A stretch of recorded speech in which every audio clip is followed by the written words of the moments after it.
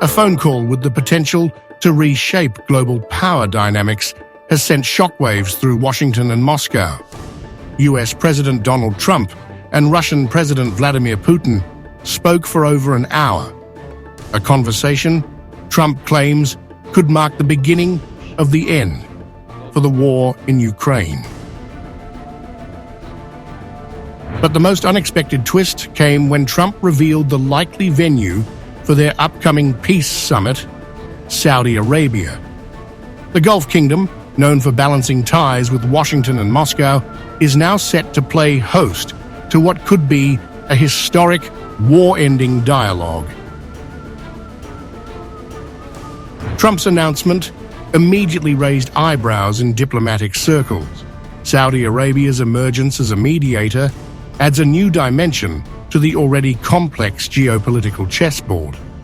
Riyadh has maintained close relations with Russia in recent years, even as it remains a critical US ally. The decision to involve Saudi Arabia signals Trump's intent to break from traditional Western mediation models and seek alternative pathways to peace. The timing of the Trump-Putin call was equally striking. Just a day before their conversation, Russia released Pennsylvania schoolteacher Mark Fogel, who had been serving a 14-year sentence in a penal colony. While the White House has not confirmed any connection, the sequence of events has sparked intense speculation about potential backroom deals. Addressing reporters after the call, Trump painted an optimistic picture, claiming both Putin and Ukrainian President Volodymyr Zelensky were ready to negotiate peace. But his optimism came with a stark reality check. Trump suggested Ukraine might have to make painful territorial concessions. No, we had a great call, and it lasted for a long time, over an hour this morning. I also had with President Zelensky a very good call after that. And I think we're on the way to getting peace. I think President Putin wants peace, and President Zelensky wants peace, and I want peace. I just want to see people stop getting killed. We're very far away from that particular war, but that's a vicious war. Trump's remarks signaled a potential rupture in Washington's long-standing Ukraine policy. His suggestion that Kyiv should consider ceding territory immediately triggered outrage in Ukraine and across European capitals. Why did you decide to provide support to Ukraine? Would you support Zelensky ceding territory or exchanging territory in any agreement to end the war? Well, he's going to have to do what he has to do, but, you know, his poll numbers aren't particularly great, to put it mildly. He's got a country where, you know, it's been savaged and attacked. The prospect of Ukraine making territorial concessions sent shockwaves through Kyiv. Ukrainian officials called it a betrayal of international commitments. Trump's further dismissal of Ukraine's NATO ambitions only added fuel to the fire. I think long before President Putin, they said there's no way they'd allow that. Ukraine cannot go into NATO. And I'm okay with that. I just want the war, whether they are or they're not. But it certainly would seem to be that most people have said that that is something that's not going to happen. Trump's statement was echoed by U.S. Defense Secretary Pete Hegseth, who argued that NATO membership for Ukraine was a dead issue. Hegseth suggested Kyiv should abandon its hopes of reclaiming all its lost land and instead focus on a realistic, negotiated settlement. We will only end this devastating war and establish a durable peace by coupling allied strength with a realistic assessment of the battlefield.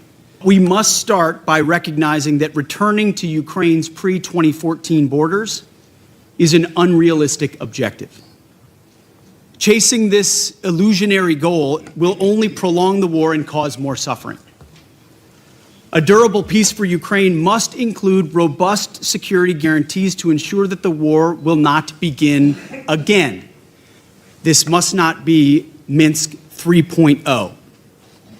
That said, the United States does not believe that NATO membership for Ukraine is a realistic outcome of a negotiated settlement. Kyiv responded with alarm, but did not reject the peace overtures entirely.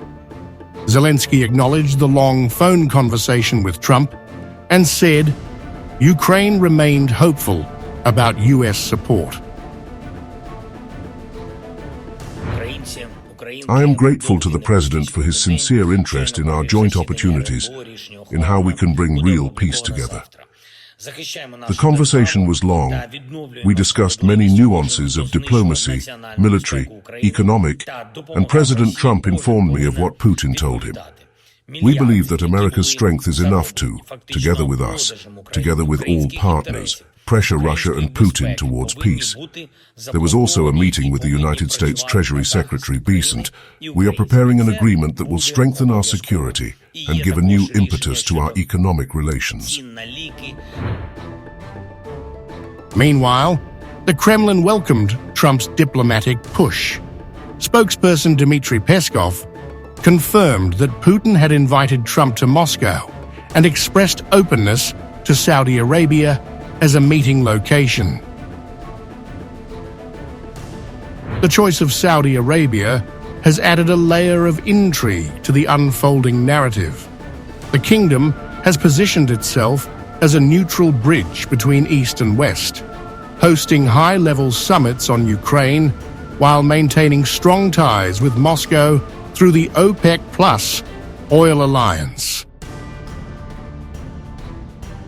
We ultimately expect to meet. In fact, we expect that he'll come here and I'll go there, and we're going to meet also probably in Saudi Arabia. The first time we'll meet in Saudi Arabia, see if we can get something done. But we want to end that war. That war is a disaster.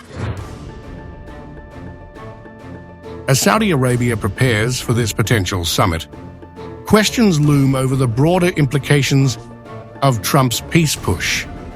Will Riyadh emerge as a new diplomatic power broker in the war-torn region? Or will this move fracture Western unity on Ukraine? For now, the world watches as Trump, Putin, and Zelensky navigate a diplomatic minefield, with Saudi Arabia stepping into a spotlight that could redefine its role on the global stage.